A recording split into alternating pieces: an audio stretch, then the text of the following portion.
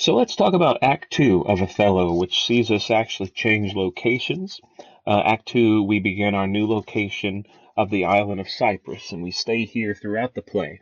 Now, if you remember in Act One, we're given the reason why we have this change of location, that Othello and crew have gone off to warfare. They've gone to fight the Turks. And we find out that during the voyage to the island of Cyprus, there's been a terrible storm. And the storm is actually what we call a deus ex machina, which is kind of like a divine intervention to solve problems. This was common in Greek tragedy or Greek plays, actually, not just tragedy. But it would basically be like the hand of a god coming down to fix a problem that no one else could really fix. And that's what we have here. Uh, Early in the play, we have the Turks completely wiped out by this storm. And this is important because it basically lets the rest of the events occur as they do on the island of Cyprus, because the characters no longer have to worry about this warfare, fighting a war that they thought they were going to have to fight. So it is interesting, though, that we have the ships get separated in the storm. So the first ship to arrive has Desdemona and Iago on it, which is interesting because we see a little bit of back and forth with Iago and Desdemona that we'll take a look at. We also see that Desdemona is very worried about Othello, who doesn't arrive until later on in his ship. So, if we look at some specific places in the second act, we get here. It's important for me to say this, so it'll come through pretty easily. We get a lot more from Cassio. Cassio is very important in the second act because what Cassio does in the second act really sets up the tragedies that continue to unfold in Act 3, 4, and 5. Yes, Iago is to blame for much of what occurs in Othello. But one thing we can talk about in class, I hope, is does guilt possibly lie other places? Are there people who are instrumental in participating in this in order to make Iago's plan come to fruition? I would argue, I would argue that Cassio. Uh, I don't like Cassio. I'm not a fan of Cassio at all, and I think the second act gives quite a bit of ammunition to use against Cassio as kind of the good guy that he may see himself to be. So if we notice early on in the act, about line 65, 60 to 65, Cassio describes Desdemona to Montano. Montano is the governor, basically, or like a governor of Cyprus, and so they're guests of Montano. This will be interesting. This will be important to remember because Montano is who Cassio later stabs this act while he is drunk.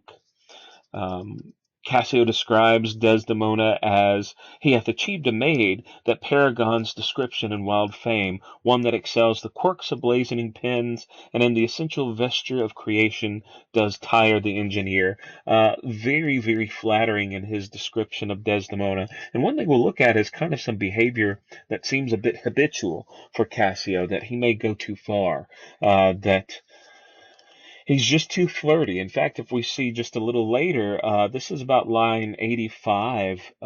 This is Desdemona, Iago, Rodrigo, and Emilia are all together. And when Cassio sees Desdemona, he says, "The riches of the ship is come to shore. You men of Cyprus, let her have your knees." Um, it's a fine line, I guess, between being polite and being too heavy-handed in this. I think, of course, today's society would be different than the society of our play, but he's very forward here in his flattery of Desdemona, and also we'll look at in just a moment. He's very forward in his flattery of Emilia, and this may add to some of the hatred that Iago has for Cassio, Amelia being Iago's wife, and if Cassio is a little too forward with her, we'll look at that in just a moment. Um, Notice actually we have about line 100 of Act 2. Cassio does greet Amelia And when Amelia comes off the ship, it says, "Good ancient, you are welcome." This is talking to Iago. Iago is the ancient. Notice the stage direction, kissing Amelia. Now it doesn't say kissing her hand.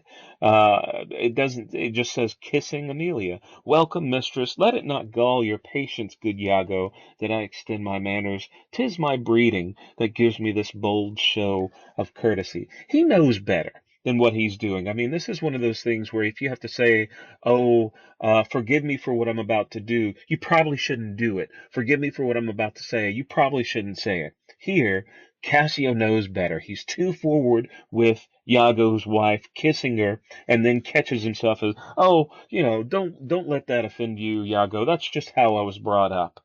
That's just how I show courtesy."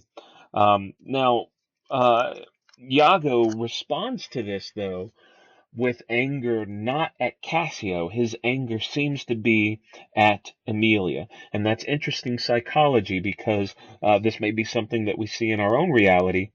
Um, Iago can't get too outwardly angry with Cassio because Cassio's his boss. And you may have experience with someone in leadership or supervisory capacity that you have to tolerate. And sometimes you have to do it seems more than just tolerate. I feel like Iago is having to do that here. He is angry at what he's seeing here, but he knows he can't turn his anger on Cassio. Instead, he turns it on Amelia. And he does it with just kind of some mean jokes, saying about her tongue, "Sir, would she give you so much of her lips as of her tongue she oft bestows on me, you would have had enough." So this idea of, he kisses his wife, and Iago, instead of saying, "Hey, buddy, back off," Iago says, "Oh, well, you'd have enough of her lips if she gave you enough tongue that she gives me. She talks so much she doesn't shut up," things like that. Um, he attacks Amelia rather than attacking Cassio. He says, "Too much, I find it still when I have list to sleep. Mary, before your ladyship, I grant, she puts her tongue a little in her heart and chides with thinking." And here Amelia kind of catches him saying, "You've got no reason to say this." Um, Amelia kind of reproaches Iago for saying this. We'll look later on in later acts at Amelia and Iago's relationship. It's a very destructive, dark relationship that there are some possible interesting parallels in modern society of just this idea of you can't help who you love. Sometimes we love the people who are worst for us, but there's really nothing we feel like we may be able to do about it. Amelia, I talked about the idea of people doing things that they shouldn't do, things that are necessary for Iago's plan to work. And Amelia, I think, is definitely a part of that equation as well, that we'll talk about later on. I do like the line here. Iago says, "You rise to play and go to bed to work." That is double entendre there as far as going to bed to work, as far as, the sexual innuendo there, but also just the politics of the bedroom, the idea of women being able to manipulate men in the bedroom. This is something we're going to see, surprisingly enough, with Desdemona later on. Desdemona will make a pledge to Cassio that she will defend his case to her husband Othello, and that basically, just to paraphrase, like the bedroom will be a schoolroom. Um, you know, it's interesting that Desdemona seems aware of the same gender power that Amelia knows here as far as sexuality. Uh, Iago comments on it anyway in a disparaging way. I think it's interesting just to continue on Desdemona. Desdemona, a lot of critics, I think, are a little too easy on Desdemona. I don't think she's bad by any means. She's a very virtuous character. However, she's not without fault. And I think it's interesting here we have kind of the first time that Desdemona fakes. Desdemona's wearing a mask. Let's say that she's worried about her husband Othello. He's not departed the ship. He's not landed yet. So Desdemona's worried about him. And notice that in her conversation with Iago, she's kind of faking merriment, and she catches herself, and she finally calls herself out for really not being in the mood for this conversation that they're having, that she's just putting on a show. She says around line 124, "I'm not married, but I do beguile the thing I am by seeming otherwise." Hell, that's Iago. Iago says, "I am not what I am." That's a very similar line that Desdemona says, that she is something different than what she seems. Now, the big difference between Iago and Desdemona has no poker face whatsoever. She's a terrible liar. We'll see this later on when she does tell a lie to Othello. Iago, he's good at it. He's got his poker face down, locked. The house is in trouble. But Desdemona, she's not a good liar. And here she even calls herself out pretty early on of, her mind is elsewhere, and she admits to that. Um, if we skip ahead a little bit, I do enjoy, we've got some more bawdy humor here. And this goes back to the audience that Shakespeare would be performing to. I mean, who doesn't like crude humor? Everybody, well, lots of people like crude humor. I mean, if you look at cinema of today, that's the people go to the box office and show their support for a lot of crude humor. I like it as well, and I like it here. It's a bit surprising to some students when they start reading the footnotes. Some students are like, "Wow, that's brutal. Damn, that's quite a line." And the line that I think of here, this is when Iago is viewing Cassio greet Desdemona, and of course, the greeting is too forward. The greeting is over the top, and Cassio takes Desdemona's hand and kisses it. And this is about line 172. As an aside, um, Iago says, "Yet again, her fingers to your lips, would they were clyster pipes for your sake." Um, if you read the footnote here, it's basically going to be explaining what a clyster pipe is. And I have my footnote here that I'll read to you. A clyster pipe is a tube used for enemas and douches. And so I love that here, that Iago's like, I see you kissing her hand, and if only you knew how much trouble you're going to be in, it would be so much better for you to kiss, a clyster pipe than her hand, because already the gears are turning. I don't think that he has the full plan worked out yet, but we know at the end of Act 1 that Iago knows um, he's going to cause Othello's downfall with Cassio and Desdemona, and so we see that continue here. Um,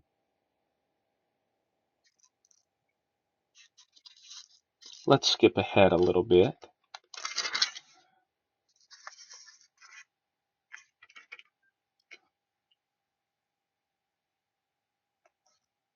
Oh, okay. One thing we talked about in Act One, we had a few lines from Iago. We had, I believe, two reasons given so far of why Iago may be doing this against Othello, this whole anger that he has. The first one we had was, of course, the promotion that Cassio gets over himself. And then we also talked about how Iago remarks that there's a rumor going around that Othello has slept with his wife Amelia. We get yet another thing here around line 275. He's talking to himself, and he says, or he's talking to, yeah, himself as an aside. He says, "No one else is around." I mean, why would he say something that's not true if no one else is around? There's no one he has to wear a mask around. Everyone is gone. He says about, thinking about Desdemona, he says, "I dare think he'll prove to Desdemona a most dear husband. Now I do love her too, not out of absolute lust, though peradventure I stand accountant for his greatest sin, but partly led to die at my revenge, for that I do suspect the lusty Moor hath leapt into my seat." Uh, we get here, he has lust for Desdemona. Iago talks about he has lust for Desdemona, but he also does kind of qualify that of, well, it's just kind of a tit for tat, because he had my wife, I must have his as well.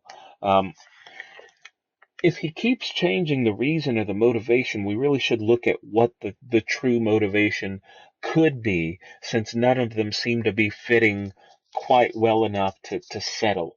I mean, there's no one else around for Iago to say this to. He still hasn't convinced himself of why he's doing it, it seems to me.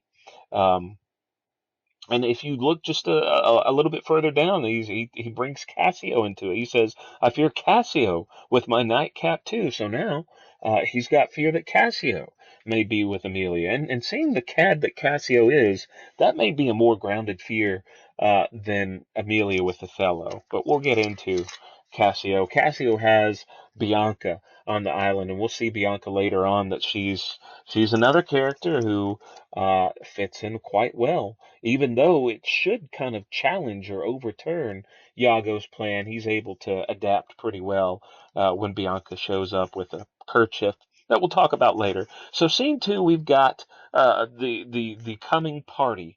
To celebrate the end of the war, that I mean, it's a war that never began. The Turkish fleet was completely wiped out. Now we're also celebrating. Othello is celebrating his marriage, um, to Desdemona, and they've not had their wedding night yet because they had to leave. So they're very excited.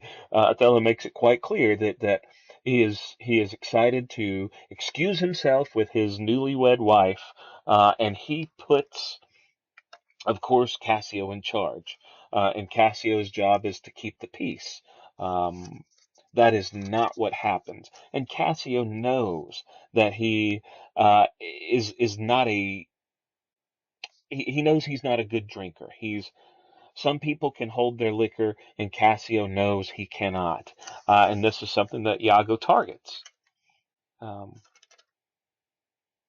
Iago says, "If I can fasten but one cup on him, with that which he had drunk already tonight, he'll be as full of quarrel and offence as my young mistress's dog." So Iago and Rodrigo work together to rile up Cassio, who drinks too much, and he drinks too much. Really, not through much prodding of Iago. Iago does prod him a little bit, but Yano doesn't really have to prod him that much, um, before Cassio relents and drinks more than he really should drink, knowing that he's on duty. I mean, he's working here. He's on the clock, and he drinks too much, knowing that he's not a good drunk at all. I think it's interesting here that we've got Cassio's had a bit too much to drink. And look how Cassio treats and talks to Iago. This is around line 90 of scene. We on scene two, scene three. We're in scene three of Act Two. So around line 90, he starts to poke fun at Iago, especially about Iago's place being underneath himself. Uh, Cassio says, "For mine own part, no offence to the general nor any man of quality, I hope to be saved." Iago says, "And so do I too, Lieutenant." Cassio says, "Aye, but by your leave, not before me. The lieutenant is to be saved before the ancient. Let's have no more of this." So it's just a dig of reminding him of what his place is, and his place is underneath Cassio. That the ancient is third in command, and the lieutenant is second in command. Um, if we move ahead a little bit. Okay, so we've got here Cassio is too much into his cups. So Iago uses uh, Rodrigo once again to kind of rile up Cassio to enrage him. And Cassio does get enraged, and he says, "Zounds, you rogue, you rascal!" Montano, who's completely innocent in all this, and he's also, the governor of where they're staying. They are guests at his place. Montano comes up here to kind of see what's going on and try to break up this fight and hold him back a bit. And while trying to hold Cassio back, Cassio stabs Montano, and that's pretty terrible. Um, they sound an alarm bell. Rodrigo runs out of there before he gets hurt any further or he can get caught or anything. And they sound the alarm bell, and here comes Othello, and we know that Othello is not happy to be summoned because of why he had excused himself anyway from the party. That's been interrupted, and when Othello comes down there, we see Othello is impassioned. We see the anger that Othello is capable of that we'll continue to see rise throughout the play. And unfortunately to destructive end. I think it's interesting. We've got some lines here in Act Two that warn of the terrible power that Othello is capable of. He says, this is around line 150 or so. Um, he says, he that stirs next to carve for his own rage holds his soul light. He dies upon the motion. So, Othello's basically saying the next person who makes a violent move, I'll kill them. That's a pretty good threat.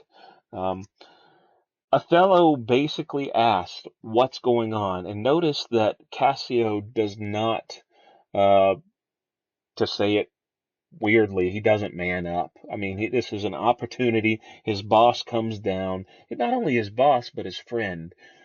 He has done wrong. Um, Othello asks what happened, and Cassio has the opportunity here to do the right thing and say, I messed up. And he doesn't. He says, I pray you pardon me. I cannot speak. Um, Othello continues to ask, but Montano is hurt. So Montano's like, I'm hurt to danger. Your officer Iago can inform you. So this idea, Montano's like, hey, I need help. I've been stabbed here. You ask Iago. He saw the whole thing. And this begins to enrage Othello further. He says, now by heaven, my blood begins my safer guides to rule. And we know that's bad. When his blood gets control of the reins, uh, terrible things can happen. Um, Zounds, if I stir but do lift this arm, the best of you shall sink in my rebuke.